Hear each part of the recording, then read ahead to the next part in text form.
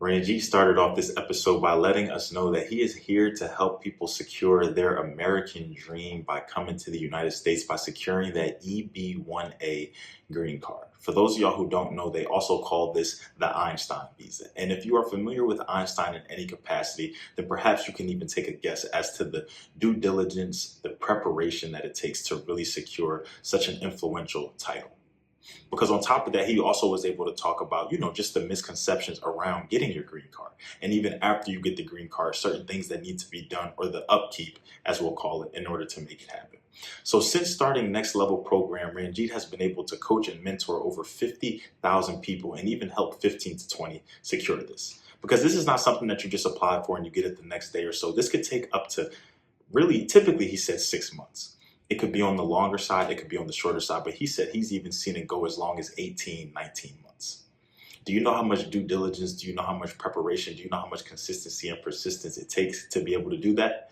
Well, after tapping into this episode, I'm sure that you'll not only learn something, but perhaps you may even know someone who could use Ranjeet's services. So without further ado, enjoy episode 202, Cream of the Crop. What's going on, everybody? Welcome back to another episode of the Down to Business podcast here with Tamar Turner. We're taking a different spin to things today. I'm very, very, very not only excited because I'm excited for every interview, but I'm not to say just because I use this word, it hasn't remained true for the prior interviews, but I'm extremely interested in this interview today just because, one, it's something that a lot of us have heard about, a lot of us may know about, a lot of us may even have experience around in some capacity, but there's also a lot of us who I feel like, this will be new knowledge to a lot of us. This will be some things where, when we're learning about something that a lot of people have to go through. And a lot of people, this can be a life-changing thing for them. This can be something that really just allows them and opens up a lot of different opportunities for them. But it's not always the easiest process. It's not something that they make as attainable and as achievable as it may seem. But nonetheless, a lot of people still do stick things out. I personally have even had to go through this with some of my family, just trying to secure some things and everything like that. So obviously I'm walking on eggshells a little bit. I'm trying not to spoil the surprise because I want Ranjeet to give us everything that he has. But before we get into all of that, Ranjeet, how are you? How's everything on your end today? Oh, wonderful. And thank you for having me here today, Tamar. Absolutely. Thank you so much for joining us on the podcast. I appreciate it. All right. So look, obviously I can't contain the excitement. I'm ready to kind of just really get all into it. But I recognize that there's going to be a few things that we have today. We're going to have people from my side, people from the Down to Business Network just tapping in, wanting to learn some more, just showing love as the true fans and audience that they are. We're going to have some people from your side tapping in, and then we're going to have newcomers, people who may have found out about this interview or about the podcast in some form or fashion, in some capacity, and they want to learn more about the both of us. And those are arguably my favorites. So to bring everybody up to speed, to put everybody on the same page, can you just do two things for me? Can you, one, just tell me a little bit about yourself? And then can you, two, just tell me what brings you on the Down to Business podcast today? Absolutely. I'm Ranjeet Mudolka. I am a founder and principal coach of the Next League program that helps people to, fulfill their American dream by applying by virtue of EB1A Green Card, which is called Einstein Visa, and which does not warrant a lottery or a job or any $1 million investment.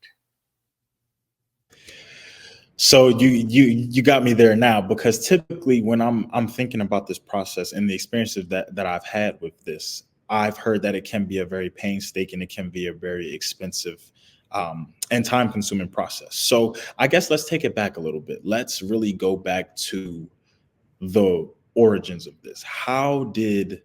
What was your approach to this? Was this something that you learned about because you had to do it? Was this a family thing? How did you really come to learn and educate yourself on the say it for me one more time, the EB1A Green Card?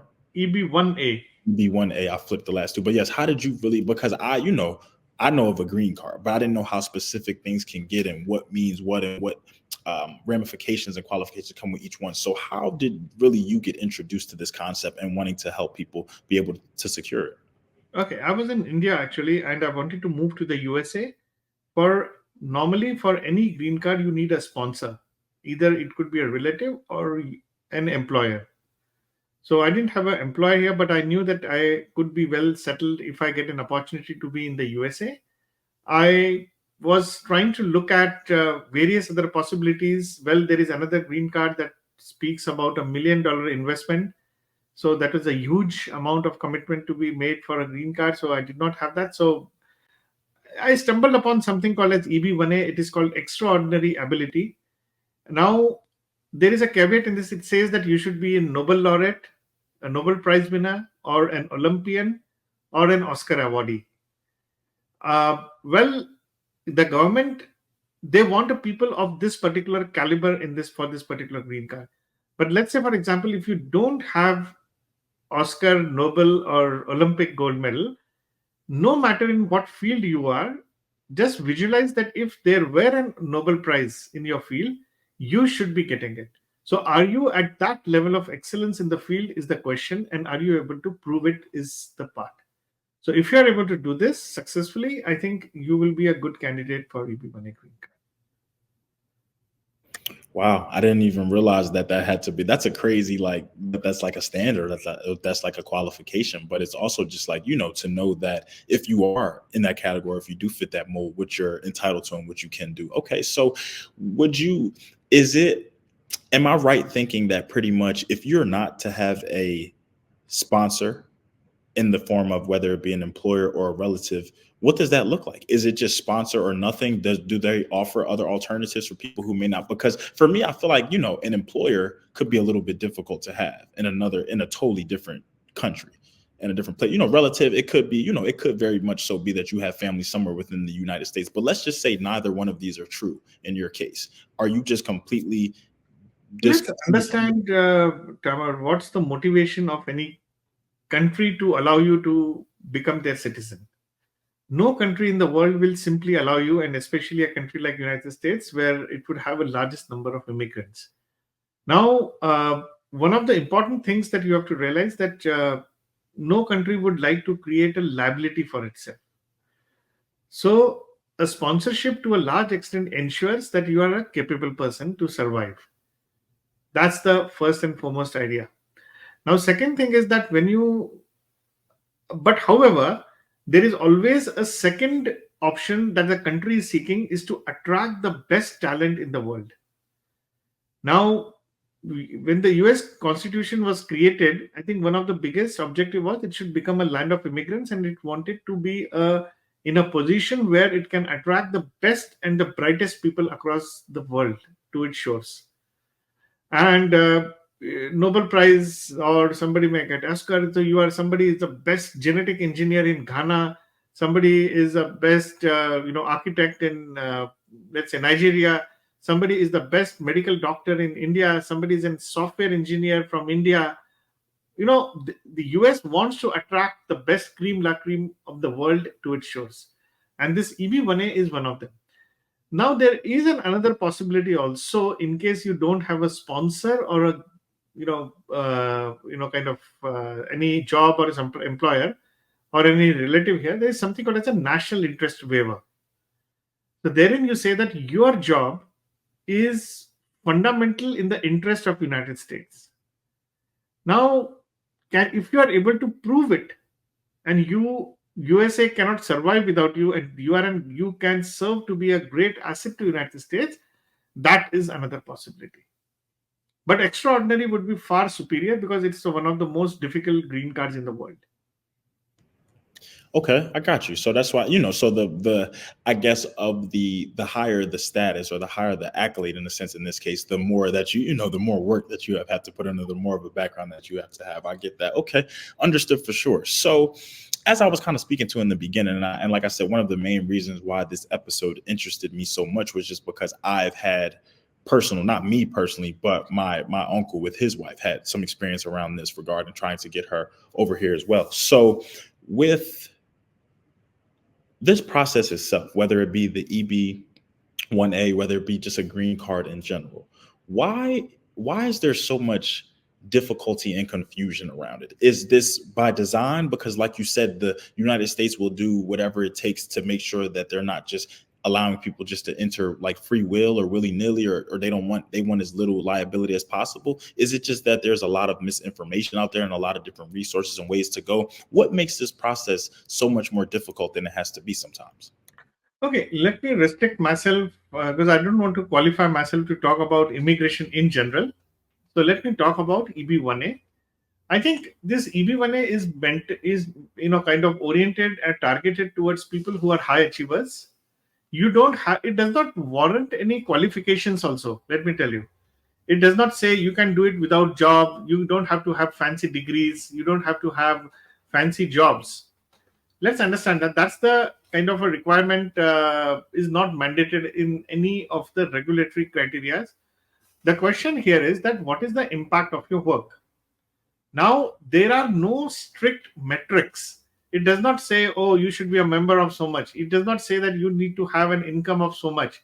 Now, it leaves it to your wisdom and discretion to prove that what is in what field you are an expert. So, let's say, for example, if Tama Turner wants to apply for EB1A Green Card, he would have to showcase that, well, I'm the best podcaster in the world. Let us say that in for youth, for business, for small business owners, for a startup, this thing.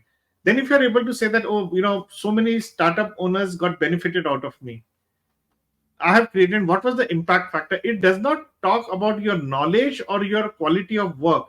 It is warranting, it is seeking what you have, what your life has impacted in the world. So basically, and that is up to you to decide, create a narrative out of it. If you are able to create a successful narrative for this particular purpose, you are good, actually. Okay, that makes a lot of sense. Okay, I get you. I got you. Now, I want to look at it from the business side of things now, from Next Level Programs perspective. So there was a point where Next Level Program was not a thing. It did not exist. You know what I'm saying? It was mere, and then it became as a brainstorming thing, and then it became an idea, and then the foundation and everything was set and built, and now it's become what it is today, having great impact worldwide. So at what point did you really realize that this was something that you wanted to transform into a business? Did you originally just come in and just wanted to guide people and just wanted to help people, or really just maybe debunk some of the myths and the stereotypes around this specific green card? Was it just, you wanted to just have that impact? You maybe always wanted to be a business owner, entrepreneur. You were surrounded by that. How did Next League program, really get its start and become the foundation and the impactful organization that it is today? Okay. Now, since I have myself been an EB1A Green Card achiever, I got it myself. I prepared my own application and I applied it. A lot of people started approaching me. Now, okay, and whether I can help them. Now, let me tell you about myself that I have always been an educationist all my life. I have helped, coach, and mentored over maybe 50,000 people all across, whether in terms of setting up their financial planning businesses, whether in certification, education, MBA, degrees, everything. I understand one thing, Tamer, very well, that if something like, especially like EB1A has to be achieved, it cannot be done in a very ad hoc and a very unstructured manner. It needs a proper curriculum. It needs a proper understanding. Now, just to again take a little diversion, there are three dimensions for success for your EB1A. On one axis, you have degree of your expertise. You really need to be a super expert in your field to be qualifying or even thinking about EB1A. If you are not, you cannot. You should first become a technical expert, then you should talk about it. Okay. The second is understanding EB1A jurisprudence, which means that what US is looking forward to in general about such kind of candidates, and do you fit the bill? And the third dimension is how to present yourself. Now, what kind of documentation, what kind of paperwork, what kind of things are there? So you need this in all the three dimensions. You need this actually. Now, this cannot be done I felt as an educationist, I felt this requires a proper curriculum. So from day one, I chose to create a program. The program has got evolved and refined over a period of time consistently.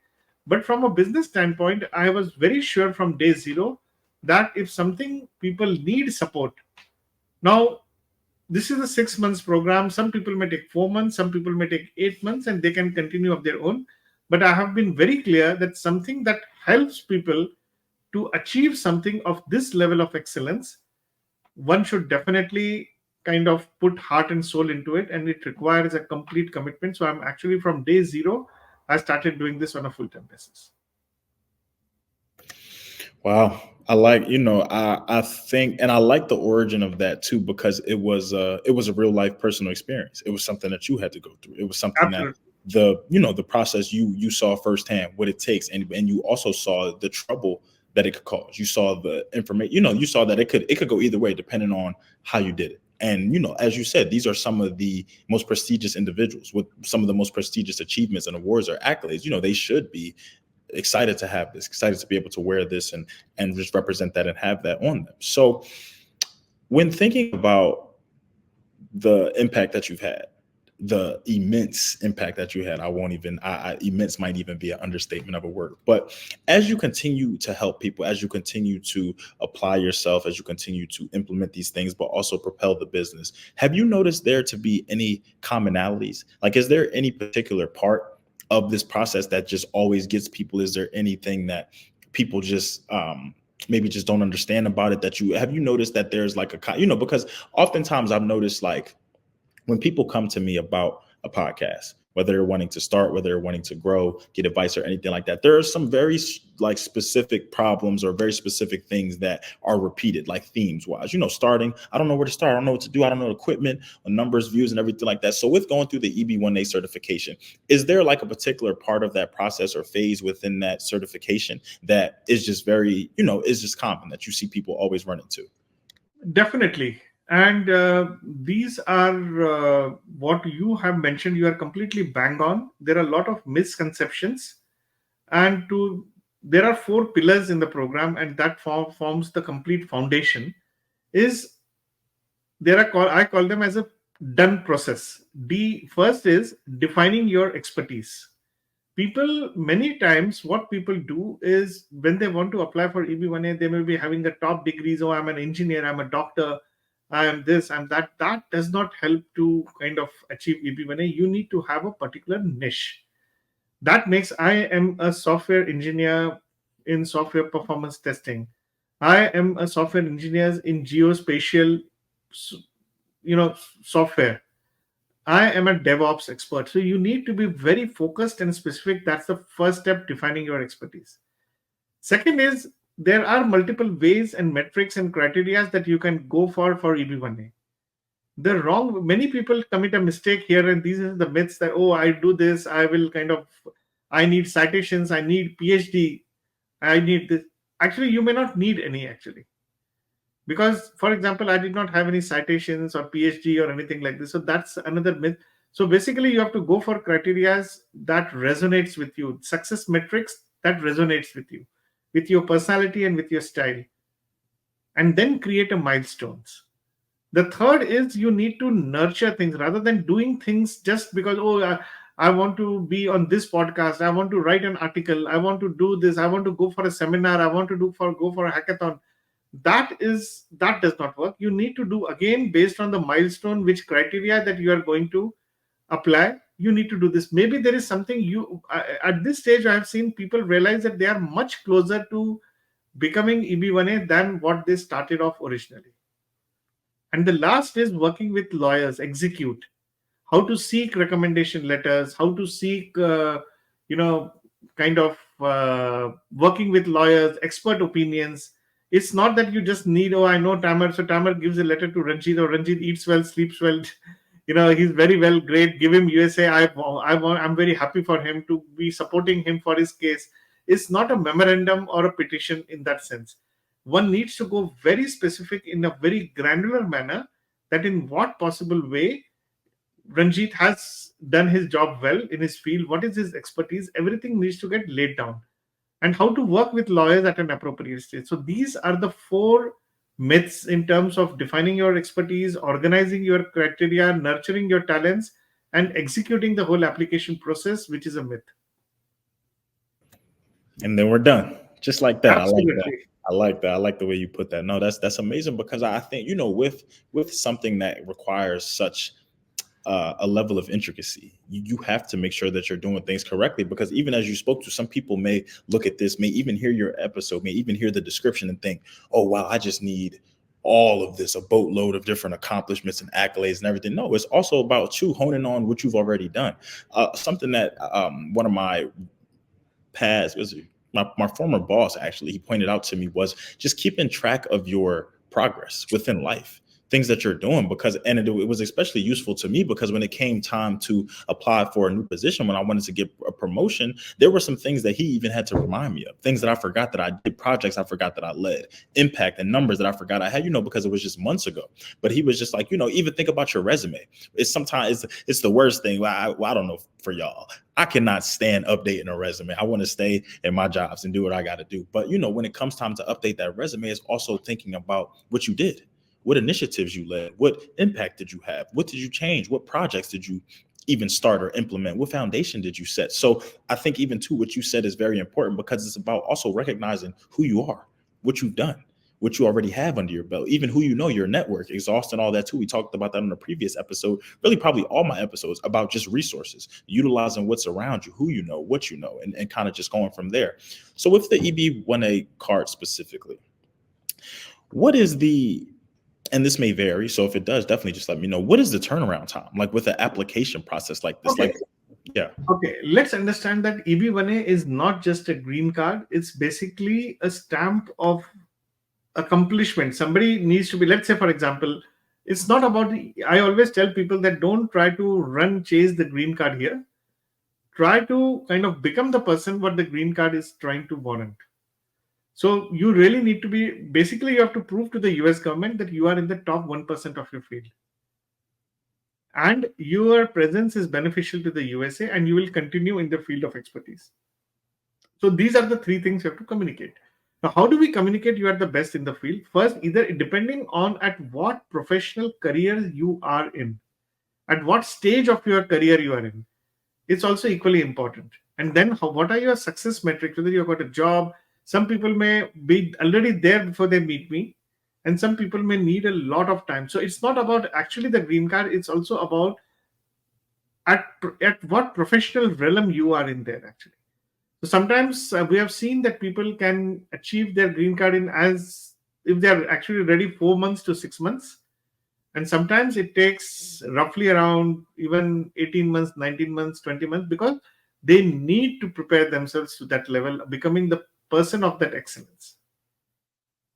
I got you. And I'm glad that you pointed that picture out like that, because I also just want people to realize that this is no overnight process, with anything.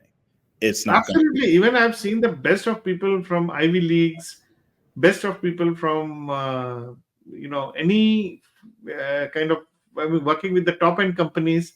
It takes a lot of time to prepare, man. I mean, it's not something that somebody can just come in, fill up some paperwork and get it. Gotcha. I guess if that was the case, almost everybody would have one, right? You just check off a couple of boxes, make a couple of signatures, and then you got it. You're good to go. So, but I like that. It's definitely a lot of intention behind it. So I can understand that without a doubt. Now, with securing this, so once you go through your 4 to 6 month process, or 18 to 19 month, or anywhere in between, once you have this stamp, this card, whatever, everything that comes with it, is it something that, what is in regards to like upkeep, maintenance, renewals, everything, like, is it just you have it and it's a forever thing? Do you have to like maintain this in some capacity, or just upkeep of it? What does that look like after you actually get the card and the stamp? Yeah, it is basically a pathway for getting a US passport as a US citizen, finally. But yes, in the interim period, you have all rights as any passport holder a US citizen would have, except I think you cannot hold a public office and you cannot vote. I mean, those are the two things you cannot have. Yes, to maintain the status, one of the intentions that you are seeking from the government to give you this card is that you will remain in the US and benefit the US economy. So you should definitely be in the USA. And to get naturalized as a citizen, you need to have certain requirements which says that, okay, out of next 5 years you can do it actually. So amongst the 5 year, 50% of your time you should have been physically in the USA. So I think out of 5 years, for 30 months you should have been in the USA. So basically that translates to roughly around 914 days in totality. And of course, you should not have been away from the USA for more than 6 months. So if you have a traveling job or travel extensively, it's better to first inform the US government. There is a procedure for that. But yes, there is a maintenance requirement. Basically, that commits you to the original commitment what you have indicated at the time of you getting the green card. Got you. Okay. Got you. See, I'm like I told y'all, man, I was excited to get into this because I'm just, one, he's teaching us about something that we know about, but a more specific, I would even say like umbrella underneath that. Like the EB1. I'm not gonna lie, I've heard of green cards. I've heard of probably different ones, but I did not know of this one. So to really hear this and what goes into it and everything, it's eye opening, from what I know about green cards to now specifically with this one. So earlier in the interview, and correct me if I'm wrong, you said that you've been able to assist over, you said 55 or 50,000. No, I have not for this green card. I have coached and mentored over 50,000 people. Got you. I started this business roughly an year and a half back, Okay. and so far there have been close to 15 to 20 people who have achieved this EB1A green card. Love that. Okay. So love both of those. Obviously, the impact is still substantial no matter how you do it and what you do. To take 15 to 20 people through what you just explained to me, to take one person through it, to do it yourself, like, it's a lot that comes with it. Now, Yes, absolutely. how, from a next league program perspective, how do people find out about what you guys do? What does the marketing look like? I know you said originally when you had completed yours, there were people that were reaching out to you and that wanted help. So I could imagine too, Okay. word of mouth referrals. But yeah, how does the business aspect of this get pushed out to the masses? Okay. One way is that people have been reaching out to me on LinkedIn. My name is there, so they just Google my name or find out my name on LinkedIn. I'm there. Second is I have a website called nextleagueprogram.com. www.nextleagueprogram.com. People have been reaching out, and one can reach out to me from there as well. Got you. I like that, because I like, with this and with thinking about the impact that we're making, obviously, people are going to be able to send you referrals. People are going to be able to say, hey, I worked with Ranjeet. He got me all hooked up. We're good. I'm good to go. Go ahead, do him. He's reliable. He's trustworthy. But I also think about, those people who know nothing about what it is that you do but need your services, like desperately, or maybe going through this process now, but with under your guidance or under next league program, they could open their eyes to something. You could teach them something. You could even show them what they're doing wrong in a sense, because as you kind of spoke to, this is not something that is something that's attainable, achievable, but you have to make sure that you check those boxes, that you dot those I's, you cross those T's, because otherwise, if they don't want to let you in, or if they find one rhyme or reason not to, they won't. And that's just Absolutely. that reality. Absolutely. Yeah. Now, okay. I know that we're going to have people that are obviously finding out about this sector, what you do, everything that you can do to assist for the first time. When it comes to working with you, particularly working with Next League program, what can people expect from an experience wise? And I love to ask this question just because I recognize that within the field, within this podcast, this platform, we're talking to real life experts. We're talking to people who have been there, done that, are currently doing it, or still doing it, and have been able to help other people do it time and time again. So I always want to give people that insight, that, or whether they be first finding out about you, whether they be wanting to learn more, follow the journey and everything like that. But from your perspective, from what you guys are doing, from who you're helping, from the impact you're making, what can people expect when finding out about you and discovering you? Okay. Now, what happens is this whole program has been constituted as a coaching program. So basically, it has three tracks. One is a principal, like a one-on-one with me. Then there is a community that there is a group coaching and a community that we invite immigration officers, we invite a former immigration officer, we invite immigration lawyers, we invite other EB1A achievers to talk about their experiences. So there are group coaching sessions. And we have an excellent learning portal which has tons of resources. So one does not even have to Google about EB1A. It's that kind of an intense material what we have. Okay, look, we like easy. We like things simple, straightforward, and to the points. And I definitely do think that you guys are doing that for as much as you can. I love the simplification behind this. All right. What, and this may be kind of a loaded question in a sense. When you think about what it is that you do, the people that you're helping, the mentorship that you offer, everything that it is, what's the thing about all of that?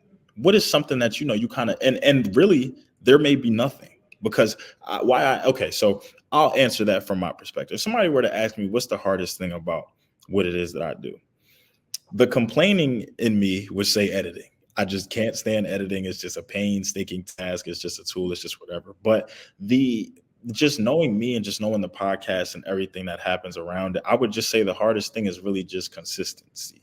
It's just making sure that I show up and show out and put my best foot forward every single time. I feel like I know the operations ins and outs, from the scheduling to the editing to the actually get on here recording and talking. But it's just a matter of continuing to do that with life happening, with going through different things, with technical difficulties, with needing to reschedule, with being the only person in this podcast journey. So is there anything that is just like, you outside looking in, it's just like, that this is a difficult thing to do, but I do it because I love what I do as an overall?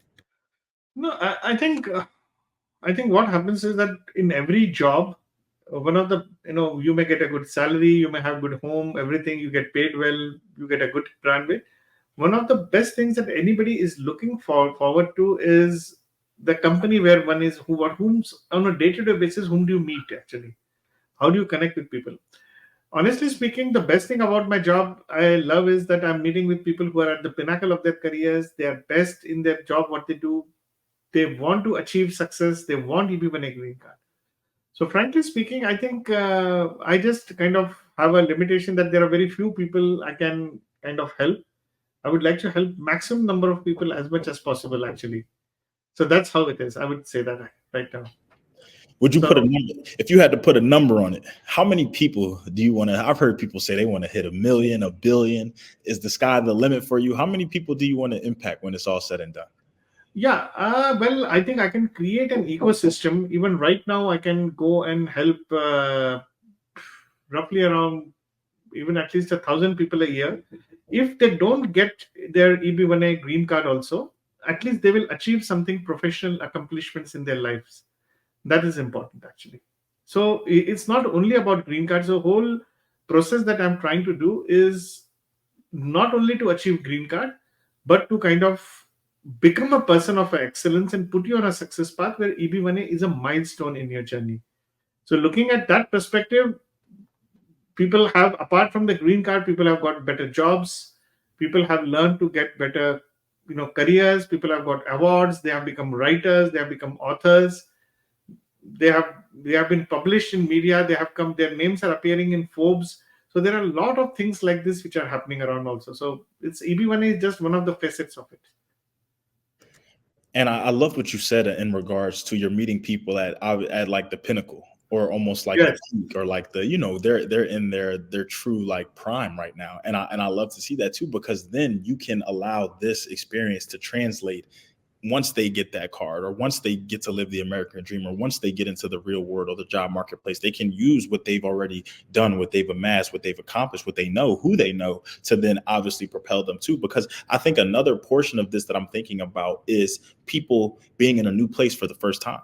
And not just a new place, meaning somewhere that's not too far from home, but you're across the globe in a sense, especially from where. Actually, one good thing is that the people with whom I'm dealing with are already based in the USA, or most of them are on work visas. Okay. So that's a different perspective too. So I was under the impression that these people are taking the journey like you took the journey, but no, a lot of them are already here. Absolutely. Oh, got you. Okay. Oh, I like that even better. Now, all right.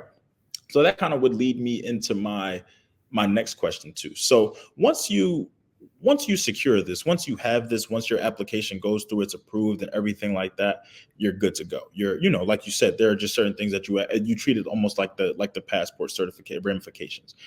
What if you're denied? Are you able to reapply? Is there like a waiting period in between, or can you just No. One can just apply as many times as they want. There's no waiting period required. So you could really do this as many times as you want to keep going until you perfect it, get it right. Absolutely, but that's not the intention. Based on when you work with professionals like me, or you have a good lawyer, I mean, one can definitely do that. Actually. Got you. Okay. So like I heard what he said. When you work with him and the good lawyers, y'all don't need to worry about any of the extra, none of that. So, okay. Now, I talk futuristically a lot on the podcast because I like for people to get a sense of expectations, get a sense of what can they look for, what should they be excited for, what can they be on the lookout for, and even they may hear something that may pique their interest. So when thinking about Next League program, when thinking even about you personally and what you're doing, the impact that you're trying to have, who you're talking to, would you say that there's anything that you're looking forward to as we continue to move through the rest of the year? Now, I don't want to spoil any surprises. I don't want to reveal any information that we don't have to, but I just also want to give people something to think about too, something to look forward to, because as I was saying throughout this interview, there are going to be people finding out about you for the very first time that are interested, that may be curious, that may know people, that may even want to refer people your way. So as we continue to move, as we think about 2024 and how time is just flying right now, is there anything that you're excited for, anything that you're looking forward to? No, I mean, absolutely. You see, that what happens is that many people believe that EB1A Green Card is not for them because the word Einstein Visa or Genius Visa, extraordinary ability, is attached to it. So many people believe or tend to believe that this is not for them and they are not cut out for that. Okay, now I personally always would like to say to people that look, don't look this as an extraordinary ability green card. Look at this as extraordinary opportunity. I mean, if you are struck up and if you are looking to become a US citizen, don't try to say that this is not cut out for me. You know, become the best version of yourself. Look at this as an extraordinary opportunity and propel your career. Become the best version of yourself, and green card will come to you. You're saying some great things, man. I really do love it. But anytime that I meet people and I'm able to acquaint with them in the regards of just wanting to impact and wanting to impact immensely and without anything in return, it just warms my heart. You know what I mean? Because it's just like, it's not many times that you really see that genuinely and authentically or without any ulterior motives or wanting something in return or just doing it for the money. You're genuinely doing this because you want people, like you said, to live and fulfill that American dream, to be able to have that opportunity, that extraordinary opportunity and ability, just to say, because I think that's a very powerful word in itself. And it carries a lot of weight with it just the same. So before we wrap things up, before I tell people where they can find you, tap in with you, I know we spoke about it at the beginning too, but I always end the episodes with that call to action. But before we get into that, do you feel like there's anything that we haven't touched on today that you want to leave the people with, whether it be any last words, anything out there for the business owners, the entrepreneurs, whether it be people who are still out there trying to secure this, whether it be people who want to be mentors and business owners or entrepreneurs, anything that you want to leave for the people? Well, I have only one general message, which I say that whenever you want to take any decision to become or achieve something big, something like EB1A Green Card, or you want to become, there will always be kind of your self-doubts that will pull you back. Always there will be some kind of, this is not cut out for me. We are all, though we believe in evolution, but we are very happy with the status quo. Generally, that is the human tendency. If you get good food, have a good house, good this thing, so you're very happy. And so decision making becomes very difficult. So I always tell people that, it's not all about you trying to make a right decision. It's about you learning to take a decision and making it right by virtue of your actions. So this is something which is very important. So if you want to achieve something big in your life, learn to take a decision. Don't try to overthink, because thinking has not solved any problems. If that were the case, I think world would be a very different place today, actually. So you have to learn I think world can be a better place by virtue of you doing right actions. So that's what I would like to say. Whew, I love that. That's powerful. And even I take that message just myself. So no, thank you for that. Thank you. Just thank you for everything, Ranjeet, for what you're doing, for really getting on here and breaking down some things today. Because as I said, when I got the bio, when the team reached out to me and I was reading everything that you were doing, I said, you know what? I don't know nearly anything about this, or as much as I thought I knew about this as I did. And you further proved that point today. But no, I love episodes like this because, it's just a opportunity to learn. It's an opportunity to also know what's going on out here, what other people are doing, what impact people are making, how people can be of help and of resource to others just the same. So from me to you, from Down to Business to Next League program, we are definitely in full support and full-fledged of it. If there's anything that we can do to help or to further the mission or to continue to elevate or help with that impact, then definitely let us know. But before we now close out, arguably, you said a lot of important things today. You said you dropped a lot of gems, you did a lot of things, but this to me is arguably the most important part, because this is, as I call it, the call to action. This is where we let people know where they can find you, where they can find more information, where they can learn, maybe even have some questions about it. So for everyone out there tapping in who wants to learn more, who wants to be able to connect with you, who wants to follow along the journey, what are the best places to reach you, from social media to websites to anything that you got? Let us know. Wonderful. One, I'm available on LinkedIn. One can look for me at Ranjeet Mudolkar. I would be there. Second is www.nextleagueprogram.com. So I'm there. Perfect. So Ranjeet, again, thank you so much for just everything that you did today, and just all the information that you gave to us, just all the gems that you dropped as a result, but just even the education and even just the message that you left for people out there too. Just, I love that DONE.